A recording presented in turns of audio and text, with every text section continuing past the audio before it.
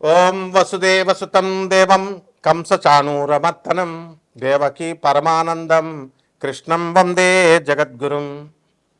వందే జగద్గురుం అర్జునం వందే జగదేకవీరం. శ్రీ రాధాకృష్ణాభ్యాం నమ.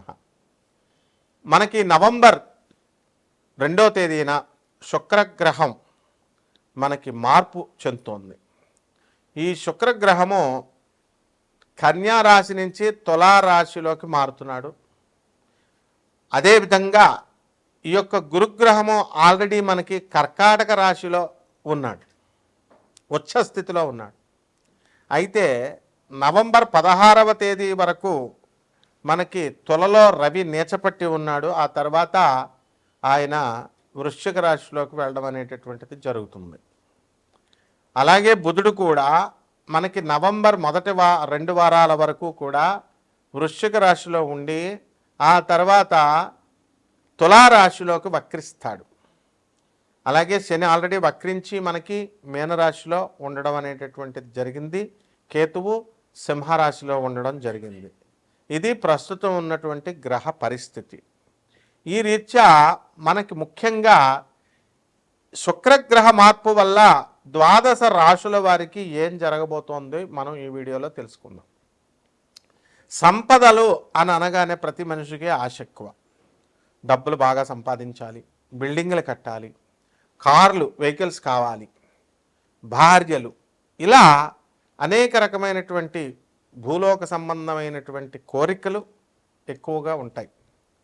అందువలన దానికి సంబంధించే ప్రతి మనిషి కూడా ఇహలోక సుఖాల కోసం తాపత్రయపడుతూ ఉంటాడు, కష్టపడుతూ ఉంటాడు. అందులో తప్పేం లేదు. అయితే పరలోక సాధన మోక్షం కూడా అవసరమని శాస్త్రాలు, పండితులు, గురువులు చెప్తున్నప్పటికీ కూడా వాటి మీద మనకి అంతగా మక్కువ ఉండదు. ఇప్పుడు మన బంధువుల్లో ఎవరైనా చనిపోతే స్నేహితుల్లో వెళ్తాం మనం. శ్మశాన వైరాగ్యం ఆ 10 నిమిషాలే అనిపిస్తుంది. మనం ఏం సంపాదించాం, ఏం పట్టుకెళ్తున్నామని.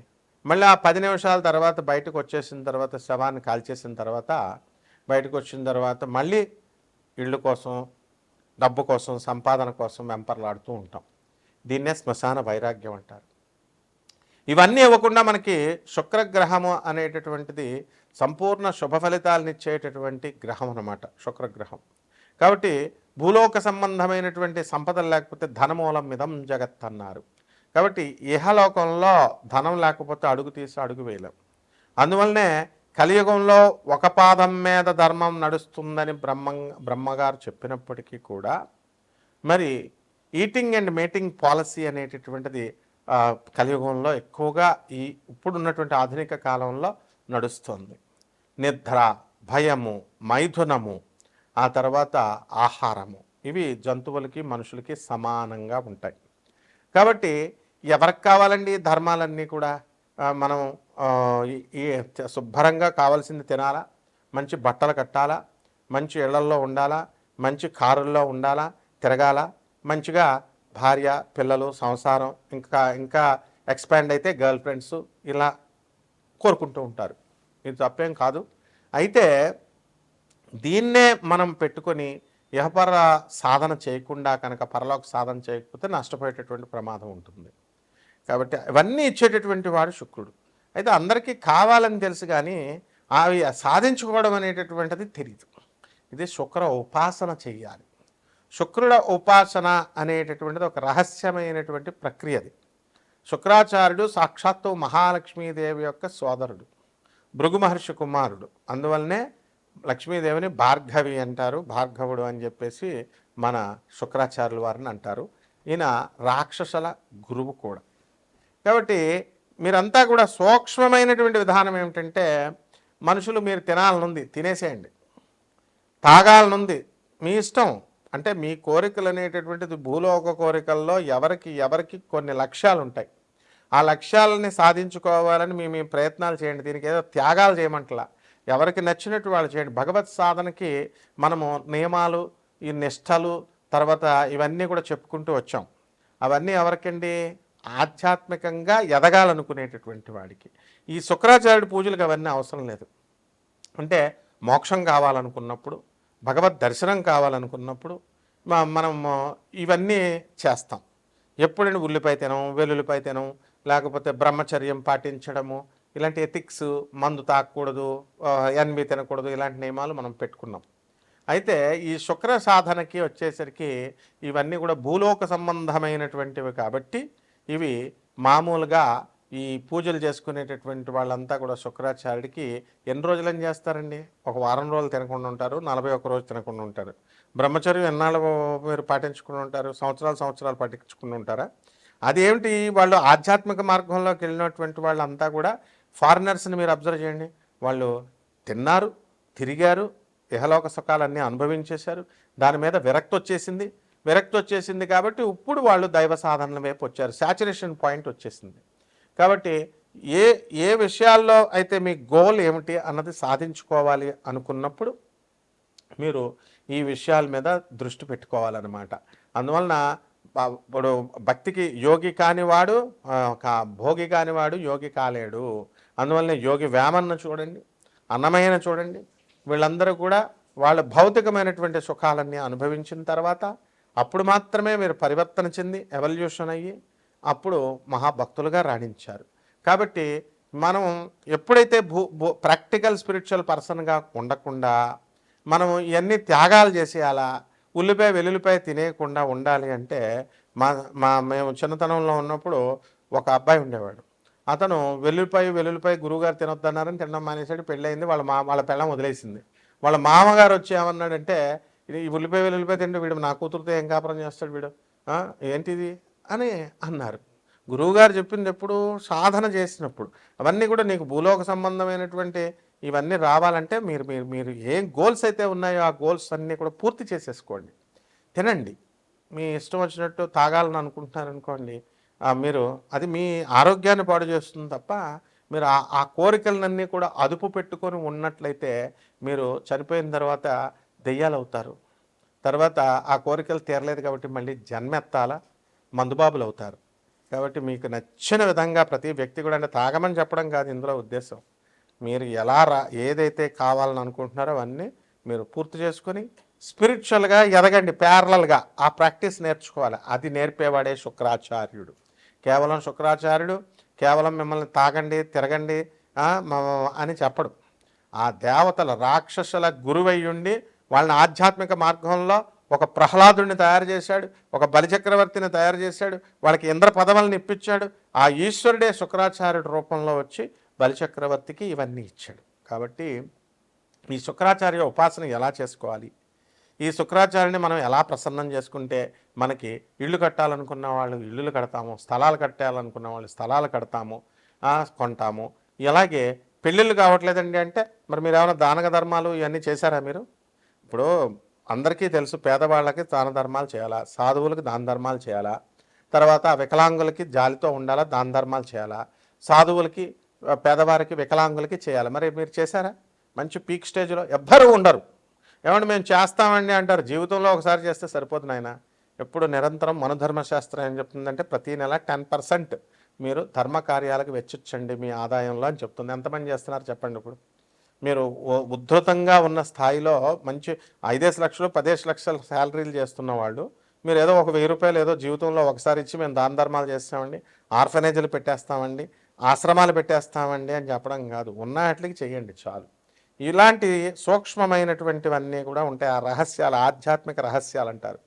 కాబట్టి వీటిలన్నింటినీ కూడా తెలుసుకోవాలనుకుంటే మన ఛానల్ యాజమాన్యము నాన్ కమర్షియల్ ఆస్పెక్ట్తో, అంటే వ్యాపార దృక్పథంతో కాకుండా చక్కగా పేదవారికి, సాధకులకి అందరికీ కూడా ఆధ్యాత్మికంగా ఎదగాలి, అలాగే భౌతికంగా ఎదగాలి కూడా. మీరు భూలోక సుఖాలు లేకుండా కుదరదు. ఎందువల్లంటే శంకరాచార్యులు వారు ఏం చెప్తారు? బ్రహ్మ సత్యం జగత్ మిథ్య అన్నారు. ఈ జగత్తు మిథ్య, బ్రహ్మ ఒక్కడే కనబడిన బ్రహ్మ ఒక్కడే సత్యం అన్నాడు. కార్ల్ మార్క్స్ ఏం చెప్పాడు? బ్రహ్మ మిథ్య జగత్ సత్యం, ప్రపంచమే సత్యము, ఈ కనిపించినటువంటి బ్రహ్మ మిథ్య అన్నాడు. జగద్గురువులైనటువంటి ప్రభాతరంజన్ సర్కార్ ఆనందమూర్తులు గారు ఏమన్నారు? జగత్ సత్యం, బ్రహ్మ సత్యం, జగదభి సత్యం అన్నారు. ఈక్వల్ ఇంపార్టెన్స్ ఇవ్వాలి. ఇలాంటి ఈక్వల్ ఇంపార్టెన్స్ ఏ విధంగా ఇవ్వాలి? మీ అప్పులు తీరట్లేదు, మీ అప్పుల బాధలు ఎలా పోవాలి మేము చెప్తాం. మీరు ఇళ్ళు ఎలాగా కొనుక్కోలేకపోతున్నారు, ఎలా కొనుక్కోవాలి మేము చెప్తాం. అంటే దీనికి సంబంధించి మనకిక్కడ డబ్బులు ఉంటే సరిపోదు, యోగాలు కూడా ఉండాలి. ఆ యోగాలు ఉంటే సరిపోదు, జాతకంలో వికసించాలి. గజకేసరి యోగం కొన్ని లక్షల మందికి ఉంటుంది. అందరూ చీఫ్ మినిస్టర్స్ అవుతున్నారా? యోగం కూడా వికసించాలి. ఇలాంటి విషయాలన్నీ కూడా నాన్ కమర్షియల్ ఆస్పెక్ట్స్తో అవన్నీ సూక్ష్మ రహస్యాలు మేము చెప్తాం. ఇవన్నీ గోచార రీత్యా ఈ 12 రాశుల వారికి కూడా శుక్రగ్రహ ప్రభావం వలన ఏ విధంగా ఏ రాశుల వారికి బాగుంటాయి, ఏ రాశుల వారికి బాగుండవు మనం చెప్తాం. కాబట్టి అది గోచార రీత్యా. కాబట్టి మీరు మీ వ్యక్తిగత జీవితాల్లో మీరు ఎందుకు పెళ్ళిళ్ళు అవ్వట్లేదు, మీ ప్రేమలు ఎందుకు ఫెయిల్ అవుతున్నాయి, మీ కుటుంబ కలహాలు ఎందుకు వస్తున్నాయి, ఇళ్ళు ఎందుకు కొనుక్కోలేకపోతున్నారు, ఉద్యోగాలు ఎందుకు రావట్లేదు, ఇలాంటి అన్నీ తెలుసుకోవాలంటే మీరు పరిపూర్ణంగా మీ జాతకం, మీరు వ్యక్తిగత జాతకం తెలుసుకోవాలంటే పంతులు గారు ఏదో బిల్డింగ్లు కట్టేస్తాడు, పంతులు గారికి డబ్బులు ఇస్తే అని కక్కుర్తుపడే మీరంతా కూడా చాలామంది గూగుల్లో చూసుకొని లేకపోతే మామూలు బయట అరకొర వచ్చినటువంటి జ్యోతిష్కుల దగ్గరికి వెళ్ళి మీరు డబ్బులు కక్కుర్తుపడి చేసినటువంటి వివాహాలన్నీ కూడా పటాపంచులు అయిపోయినాయి. అసలే ఈ కాలంలో వివాహాలన్నీ కూడా 10 చేస్తే 8 పోతున్నాయి. కాబట్టి ఎవరైతే సీరియస్గా కావాలనుకునేటటువంటి వాళ్ళు ఉన్నారో, మేము వ్యాపార దృక్పథంతో చెప్పడం లేదు, సమాజాన్ని రెనోవేట్ చేయాలి, రిఫార్మ్ చేయాలి, పునర్నిర్మాణం చేస్తున్నాం. ఇది ఛానల్ వారి యొక్క ఉద్దేశ్యం. కాబట్టి చక్కగా మీరు అటువంటి వాళ్ళందరూ కూడా డైరెక్ట్గా స్క్రీన్ మీద పడేటటువంటి మీ యొక్క నెంబర్లని మమ్మల్ని సంప్రదించండి తప్పకుండా. అంతేగాని కేవలం ఏదో యూట్యూబ్లో కనబడిన జ్యోతిష్కుడి కల్లా ఛానల్ కొట్టినట్టు అందరికీ కొడుతూ ఏమన్నా మేము చేసామా అండి అనే అశ్రద్ధ వద్దు. జ్యోతిష శాస్త్రం పట్ల శ్రద్ధ ఉండాలా, గురువు పట్ల శ్రద్ధ ఉండాలా, దైవం పట్ల శ్రద్ధ ఉండాలా, మంత్రం పట్ల శ్రద్ధ ఉండాలా, అప్పుడే మీకు యోగిస్తుంది. మనం ఇప్పుడు ఈ వీడియోలో 12 రాశుల వారికి ఏ శుక్రగ్రహ మార్పుల వల్ల, బుధగ్రహ మార్పుల వల్ల, ఇలా కుజుడు ఇవన్నీ మారుతున్నాయి కాబట్టి ముఖ్యంగా శుక్రగ్రహ మార్పు వల్ల ఏ ఏ రాశుల వారికి కలిసి వస్తాయి, ఏ రాశుల వారికి యావరేజ్గా ఉంటాయి, ఏ రాశుల వారికి బాగుండదు, ఇవన్నీ కూడా మనం ఈ వీడియోలో చూద్దాం. దానికి వీటిని అధిగమించడానికి పరిష్కార మార్గాలు కూడా చెప్తాం. ధనుస్సు రాశి, ఈ ధనుస్సు రాశి వారికి అందరికీ కూడా అర్ధాష్టమ శని జరుగుతున్నాడండి. అందువలన పనులన్నీ కూడా కష్టంగా అవడం, ప్రేమలు కూడా డైరెక్ట్ ప్రేమలు కాకుండా కొంచెం బ్రేక్స్ రావడం, అమ్మాయి కూడా వెంటనే ఒప్పుకోకుండా నేను ఆలోచిస్తాను, నేను చూస్తాను అంటే సాగదీయడం, మీ ఓపికను పరీక్షించడం మీకు మండిపోతూ ఉంటుంది అన్నమాట. అలాగే లాభంలో ఉన్నటువంటి శుక్రగ్రహ ప్రభావం వలన స్త్రీల నుంచి లాభాలు వస్తాయి. తర్వాత భార్య తరపు నుంచి సహకారం సంపూర్ణంగా వస్తుంది, అత్తగారి నుంచి సంపూర్ణ సహకారం వస్తుంది. మీకు పెట్టాలనుకునేటటువంటి వస్తువులన్నీ కూడా మీకు అత్తగారులు వాళ్ళంతా కూడా వాళ్ళ బంధువులు, అత్తగారి బంధువులంతా కూడా పెట్టడం అనేటటువంటిది జరుగుతుంది. ఇక ఉద్యోగాల కోసం అత్తగారి తరపు వాళ్ళంతా కూడా మీకు సపోర్ట్ ఇవ్వడం జరుగుతుంది. అండ్ సాఫ్ట్వేర్ ఉద్యోగాలు, ఇతర వైద్య వృత్తులు, లాయర్లు, ఇలాంటి వృత్తుల్లో స్వతంత్ర వృత్తుల్లో ఉన్నటువంటి వాళ్ళంతా కూడా వాళ్ళకి రాణింపు అనేటటువంటిది బాగా వస్తుంది, ప్రమోషన్స్ అనేటటువంటివి వస్తాయి. ఏమంటే మేము కోట్ల రూపాయలు మేము అప్పు చేసి తీసుకొచ్చామండి, మరి ఇవన్నీ కూడా ఏమవుతాయి అని అనుకునేటటువంటి వాళ్ళంతా కూడా వాళ్ళకి కోట్ల రూపాయలు అపార్ట్మెంట్లు కట్టామండి కానీ అపార్ట్మెంట్లు అమ్మడవట్లేదండి, లేకపోతే స్థలాలు చేసామండి ఆ స్థలాలు అమ్మడవట్లేదండి అని బాధపడేటటువంటి వాళ్ళందరికీ కూడా ఒక పరిష్కారం దొరుకుతుంది. అపార్ట్మెంట్లన్నీ కూడా అమ్ముడవుతాయి. కాబట్టి ఈ రకంగా మీరు అనుకున్న పనులన్నీ కూడా అనుకున్నట్లు సాధించుకుంటారు. అయితే ఈ ధనుష్ రాశి వారికి అష్టమంలో ప్రస్తుతము కర్కాటక రాశిలో గురుడు ఉండడం ద్వారా మీకు అప్పులు వద్దంటే అప్పులు వచ్చేస్తాయి. కాబట్టి అప్పులను మంచిగా తీసుకుంటూ జాగ్రత్తగా మీరు అనుకున్న పనులన్నీ కూడా అనుకుంటూ సాధించుకుంటారు. ఇళ్ళు అనేకమైనటువంటి ముహూర్తాలు పెట్టుకుంటారు. ఆ ముహూర్తాల్లో డబ్బులు లేక ఆగిపోయినటువంటి సందర్భాలు గతంలో ఉన్నాయి, అవన్నీ కూడా పూర్తవుతాయి. ఇప్పుడు అప్పులు వద్దంటే వచ్చి రావడం వల్ల కొత్త కొత్త కంపెనీలు పెట్టడం, కొత్త కొత్త ఇళ్ళు పెట్టడం, ఇలాంటివన్నీ కూడా జరుగుతాయి. మీకు దేహం మీద మమకారం పెరిగిపోయి చక్కగా మేము ఈ యొక్క జిమ్స్కి వీటికి వెళ్ళడం, ఆరోగ్యం పైన శ్రద్ధ చూపించడం, ఇలాంటివన్నీ కూడా జరుగుతాయి. ఇక పరిహారాలు వచ్చేసరికి మనకి శనిగ్రహం బాగుండలేదు అంటే, అలాగే గురుగ్రహం కూడా ఈ నెలలో బాగుండలేదు. కాబట్టి నవంబర్ నెల 2025 సంవత్సరంలో మనకి గురు జపం చేసుకోండి, గురు స్తోత్రాలు చదవండి.